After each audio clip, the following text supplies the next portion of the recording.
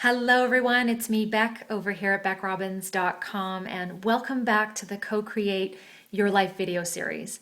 This is where I'm showing you different tools and strategies to close the gap between you and your desires. So today we're going to talk about some intuitive decision making.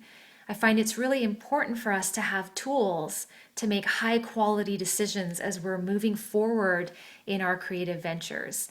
You know, when we meet somebody and we're not sure if this is the person to invest in, our time and energy in exploring a relationship with, we may ask, is this really, a relationship that's going to take me towards my highest path and my most dire desire?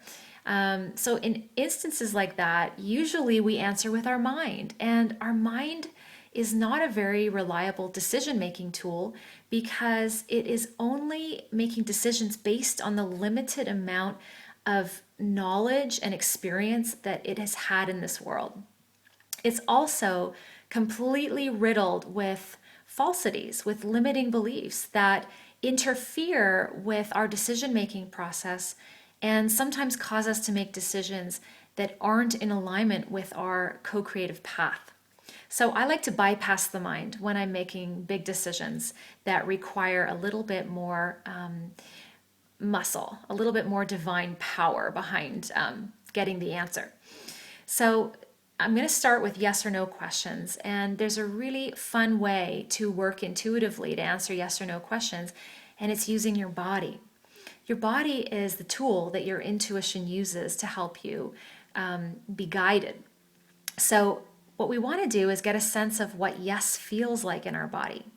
And we can do that by very simply closing our eyes and speaking yes, yes, yes, absolutely, yes, and getting a sense of what the affirmative feels like in the cells of your body. Usually very expansive, very light. Sometimes people will have a word, they'll see yes, or they'll see a color or have a sound or symbol associated with the affirmative for them. And then we want to do that with no as well. We want to almost put on no and see what it feels like. Usually when we spend time in no, it feels very heavy and contracted and slow. And, has some colors around it like black or red, or, it's very different for everybody.